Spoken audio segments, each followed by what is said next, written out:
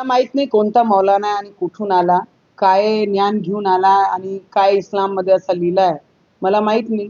सगळ्यात जुनं जे धर्म आहे या देशातला तो हिंदू धर्म आहे आणि 8,000 साल जुनं जे धर्म आहे त्या धर्माचे देवाला श्री कृष्ण भगवानजींना ते म्हणत आहे की 5 वेळची नमाज ते पठण करत होते.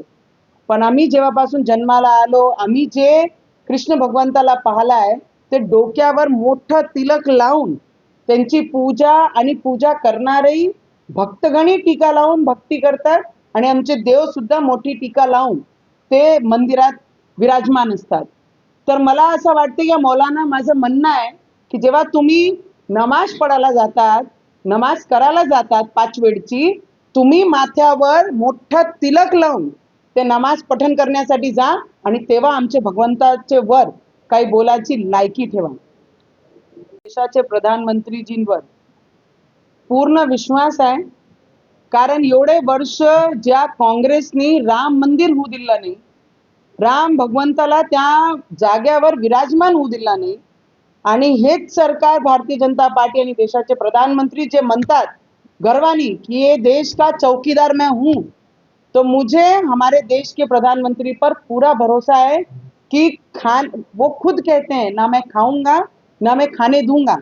अगर किसी ने डाका डाला है राम मंदिर पर तो वो छोड़ा नहीं जाएगा, उसे छोड़ा नहीं जाएगा। उसके साथ में पूरा हिसाब हमारे देश के प्रधानमंत्री जरूर करेंगे, ये विश्वास हमारा है। जिन्होंने मंदिर बनाया, हमारी आस्था को जीवंत रखा और मंदिर में राम लल्ला को विराजमान किया, उस व्यक्ति पर बोलने से पहले कई हजारों लोगों ने ये सोचना चाहिए कि 60 से इतने सालों तक राम भगवान का मंदिर जिन्होंने बनाया नहीं, उनको इस विषय पे बोलने का अधिकार नहीं। सुरुवात करा, ज्यांनी या देशासाठी योगदान दिलं आहे त्या संघाचा सगळ्यात मोठा कार्यालय तिथे आहे आणि ज्या क्षेत्रामध्ये जनाब उद्धव ठाकरेजी राम रक्षाचं पठण करण्याकरिता आपण आले आहे, येणार आहे, ते मतदारसंघ तिथे गडकरी साहेब आहे, आमचे मुख्यमंत्री साहेब आहे, त्यांनी तुमचेवर देशद्रोह आणि राजद्रोह नाही लावणार आहे. कारण भारतीय जनता पार्टी प्रत्येकाचं स्वागत करते, प्रत्येकाचा आदर मान करते. आजच आमचे आदरणीय देवेंद्र फडणवीसजींनी म्हटलंय तुम्ही राम रक्षा पठण करा, मी तुमच्या सोबत येतो, तुम्ही पाठ करून तुम्हाला किती पाने वाचता येते तुम्ही वाचा आणि मी वाचतो, या पद्धतीच्या भारतीय जनता पार्टीचे मुख्यमंत्री स्वागत करण्यासाठी रेडी आहे. पण जनाब उद्धव ठाकरेजी तुमचं काहीच चुकलं नाही. आदरणीय बाळासाहेब ठाकरेजींचे विचार पूर्ण माती केल्यानंतर, पक्ष बर्बाद झाल्यानंतर, आमदार सोडून गेल्यानंतर, खासदार सोडून गेल्यानंतर आज आपल्याला रामाजींची आठवण आली. आता तो बहुत कुछ याद आना बाकी है, अभी तो सिर्फ शुरुआत है. पर अहंकार किसी का भी कोणाचाही टिकला नाही तर तुमचाही टिकला नाही हे स्पष्ट होत आहे. त्यांची कर्जमाफीपासून, लाडकी बहिणापासून, निराधार योजना जे वर्षानुवर्ष 600 रुपये चालत होती त्याला 1500 रुपये करण्यापर्यंत जे काम केलेलं आहे ते आमची सरकारनी आणि एकनाथ शिंदे साहेबांनी ही सगळी गोष्टी केली आहे.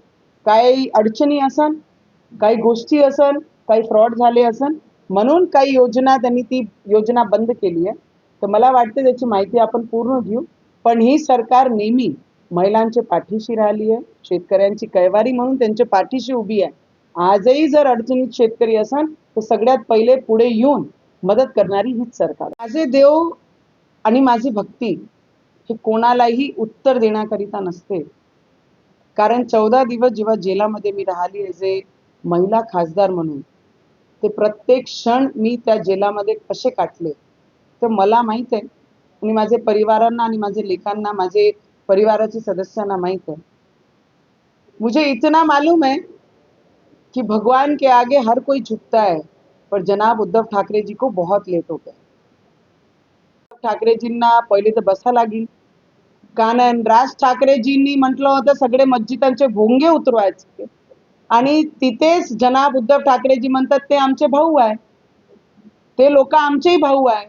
तर पहिले या दोन्ही भावांनी एकत्रित बसून डिसाईड केला पाहिजे की आम्ही कोणत्या दिशेने चाललो आहे आणि मग सगळी गोष्टी बाहेर आली पाहिजे.